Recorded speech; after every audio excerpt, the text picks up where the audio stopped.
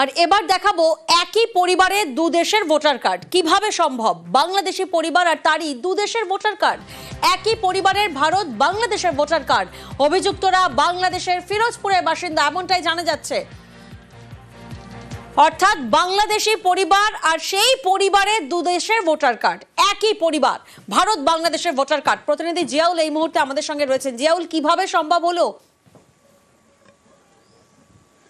দেখো কিভাবে সম্ভব হলো সেটা এই মুহূর্তে প্রশ্ন উঠতে শুরু করেছে। তার কারণ এখানে থাকে, অর্থাৎ বারাসাত 1 নম্বর ব্লকের কদম্বগাছি এলাকার সেখানে তারা থাকছেন এবং তারা শুধু এই দেশের ভোটার কার্ড রয়েছে তা কিন্তু নয়, বাংলাদেশেও কিন্তু ফিরোজপুরের গয়েশপুর গ্রামে তারা সেখানকার স্থায়ী বাসিন্দা এবং সমস্ত ডকুমেন্টস সেখানে রয়েছেন এবং এর আগে যত ইলেকশন হয়েছেন সমস্ত ইলেকশনে তারা ভোট দিয়েছেন।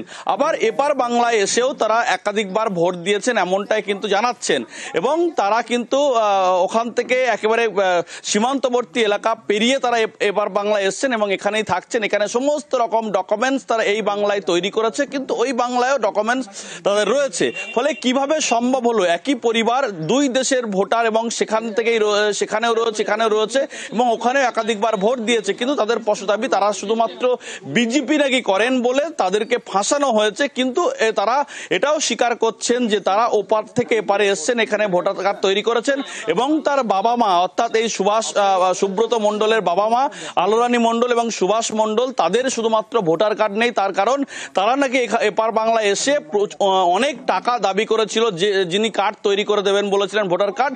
ফলে সেই টাকা জোগাড় করতে পারেননি বলে স্বামী স্ত্রীর ভোটার কার্ড হয়নি, কিন্তু অন্য অর্থাৎ দুই ছেলে এক মেয়ের তাদের কিন্তু ভোটার কার্ড হয়েছে। ফলে 5 জনের পরিবার তারা এখানে রয়েছেন স্থায়ীভাবে এবং এখানে ভোট দিয়েছেন এবং বাংলাদেশেও তারা ভোট দিচ্ছেন। ফলে অবৈধভাবে তারা এখানে এসছেন এবং এমনটাই এই জায়গা থেকে প্রশ্ন, কে টাকা চেয়েছে এই ভোটার কার্ডের জন্য সেই বিষয়ে তার নাম তার পরিচয় কোনো খোলসা করেছেন এই পরিবার? দেখো কদমগাছি এলাকায় তারা বলছেন যে দীর্ঘ কয়েক বছর তারা এখানে বসবাস করছেন, কিন্তু কে তাদের কাছ থেকে টাকা নিয়ে টাকা নিয়েছেন, কিন্তু তারা বলছেন পঞ্চায়েতের কেউ টাকা নিয়েছেন, তার নামটা কিন্তু স্পষ্ট করেনি। ইতিমধ্যে কিন্তু পঞ্চায়েত প্রধান তিনিও অভিযোগ পেয়েছেন যে এই ধরনের বাসিন্দা তারা এখানে কে টাকা চেয়েছে তা বলতে নারাজ বাংলাদেশি পরিবার এবং বাবা মাকেও সংবাদ মাধ্যমে মুখ খুলতে বাধা দেওয়া হয়। আপনার বাবার যা আছে বাংলাদেশে ভোটার লিস্ট এই দেখেন কত সালে এসেছেন বাংলাদেশে ভোটার লিস্টে আমার আছে, আমার আত্মীয়, আমার সবকিছু এখানেই। 14 সালে আমার যেহেতু জায়গার দলিল আছে দেখেন এখানে, মানে 2010 সালে। পরিবারকে বাংলাদেশে ফেরানোর ব্যবস্থা করা হবে মন্তব্য করছেন পঞ্চায়েত প্রধান। ওনার বাংলাদেশের লিস্টেও যে ভোটার লিস্টে নাম আছে, ইন্ডিয়াতেও এরকম নাম আছে। এটা যদি সত্যি হয়ে থাকে তাহলে আইনত যে ব্যবস্থা আছে সেই ব্যবস্থা নেওয়া হোক, আইন যে ব্যবস্থা নেবে তাতে আমরা শামিল হব। রাজ্যের ওবিসি তালিকা নিয়ে হাইকোর্টের নির্দেশে স্থগিতাদেশ। হাইকোর্টের নির্দেশ আপাতত স্থগিত করে দিল সুপ্রিম কোর্ট। ফলে বাধা রইল না নিয়োগ এবং পড়ুয়া ভর্তিতে।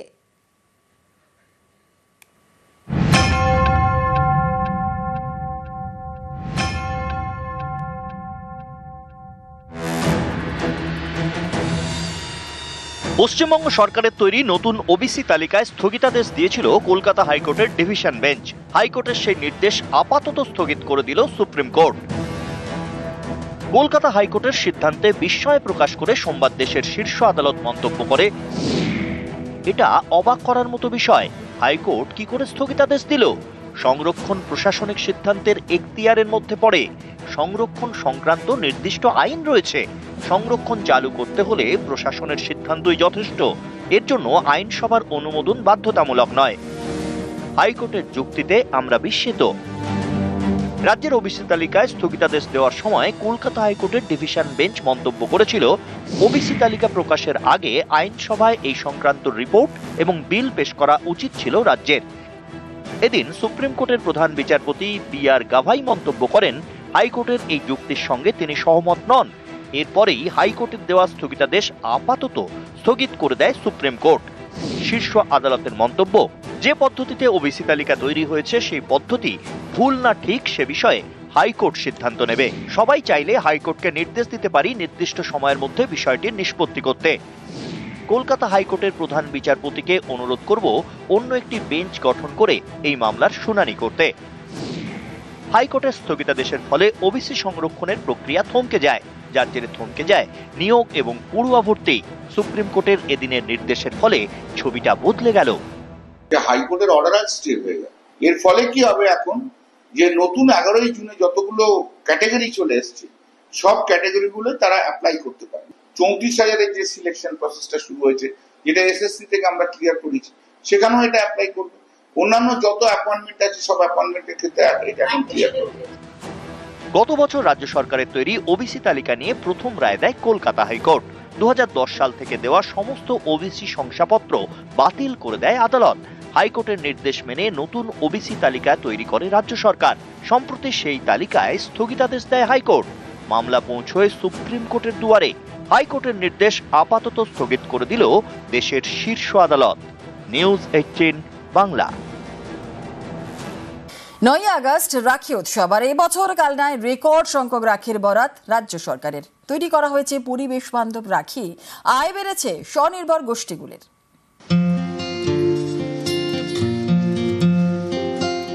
এখন নাওয়া খাওয়ার সময় নেই কালনার রাখি শিল্পীদের, কারণ সামনে যে রাখি 9 আগস্ট, তার আগে বিরাট বরাত। প্রতি বছরের মতো রাজ্যের ক্রীড়া ও যুব কল্যাণ দপ্তর রাখি তৈরির অর্ডার দিয়েছে। তবে এবছর রেকর্ড অর্ডার, 6,60,000 রাখি তৈরি হচ্ছে কালনায়। বরাত বেশি, কাজ বেশি, তাই স্বনির্ভর গোষ্ঠীগুলির এবার রাখি তৈরি করে আয়ও বেশি। আমাদের 10 ঘন্টাও হয়ে যায়, 11 ঘন্টাও হয়ে যায়, কোনো ঠিক থাকে না। এই সময় এই রাখিটাতে আমরা বেশি পারিশ্রমিক পাই, ওর জন্য আমরা এই রাখিটার জন্য অপেক্ষা করে থাকি। সারা বছর এমনি রাখি করি, তার থেকে এই একটা বছরে একটা মাস আমরা এই রাখিটার জন্য অপেক্ষা করি। রাজ্য সরকারের জন্য একাধিক স্বনির্ভর গোষ্ঠী রাখি তৈরি করছে, যেমন Kalna weavers artisan welfare society. বছরভর 300 থেকে 400 মহিলা রাখি তৈরির কাজ করেন। এবার রেকর্ড বরাত, তাই গত 1 মাস ধরে 500 মহিলা রাখি তৈরির কাজ করছেন। তৈরি করছেন পরিবেশ বান্ধব রাখি। সরকারি রাখি হচ্ছে, এই রাখির প্রতি মানে হচ্ছে গিয়ে আপনাদের আগ্রহ বেশি কেন, কি কারণ? এই রাখিতে অন্যান্য রাখির তুলনায় এই রাখির মজুরিটা আমরা বেশি পাই। কত শিল্পী রয়েছেন আপনারা এইরকম রাখি তৈরি করছেন? কারখানায় মোটামুটি 30-35 জন। আর বাইরে? বাইরে 500 তো উপরেই হবে। সরকারি কাজ, বিরাট অর্ডার, রাখি ভালো রাখছে কালনার শিল্পীদের। নিউজ 18 বাংলা। কবি সুভাষে মেট্রো পিলারে ফাটল, অনির্দিষ্টকালের জন্য বন্ধ কবি সুভাষ মেট্রো স্টেশন। দক্ষিণেশ্বর থেকে শহীদ ক্ষুদিরাম মেট্রো চলছে এবং স্বাভাবিকভাবেই অফিস টাইমে চরম ভোগান্তি। আমরা এই বিষয় নিয়ে কথা বলবো। আমাদের সঙ্গে রয়েছেন আমাদের প্রতিনিধি বিশ্বজিৎ সাহা। সরাসরি চলে যাব বিশ্বজিতের কাছে। বিশ্বজিৎ, পিলারে ফাটল, কবি সুভাষ মেট্রো পিলারে ফাটল, কখন এই ফাটল দেখা যায় এবং কতটা গভীর এই ফাটল? স্বাভাবিকভাবে তো যাত্রী হয়রানি, কারণ মেট্রো বন্ধ।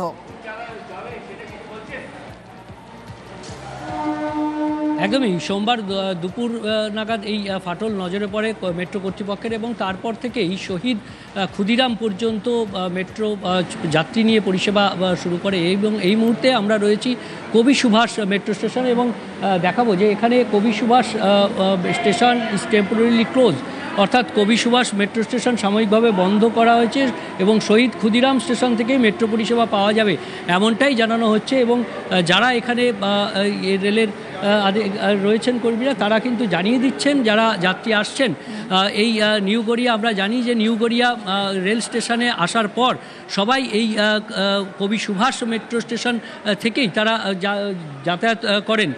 যারা রয়েছেন তাদের সঙ্গে কথা বলার চেষ্টা করব। কোথায় যাচ্ছিলেন আপনি? শহীদ ক্ষুদিরামে। না সরি, কুদঘাটে। কুদঘাট যাবেন? তা এখন তো এখান থেকে যেতে পারবেন না, অসুবিধা হচ্ছে তো। এই ইয়ের থেকে যাবো, শহীদ ক্ষুদিরাম থেকে যাবো। শহীদ ক্ষুদিরাম থেকে, এটা জানতেন না? না জানতাম। অর্থাৎ এরকমই যারা রয়েছেন তারা অনেকেই যারা জানতেন না, অর্থাৎ না জেনে চলে এসছেন। আমরা জানি যে কবি সুভাষ যে মেট্রো স্টেশন, তার যে আপ প্ল্যাটফর্ম, তার একাধিক পিলারে যে ফাটল হয়েছে, সেই ফাটলের কারণেই সেই ফাটল পরীক্ষা হবে এবং তারপর মেরামতির পরই এই কবি সুভাষ মেট্রো স্টেশন যাত্রী পরিষেবার জন্য খুলে দেওয়া হবে। কিন্তু একেবারেই স্বাভাবিকভাবেই যাত্রী হয়রানি কিন্তু থাকছে। বেশ, ধন্যবাদ বিশ্বজিৎ।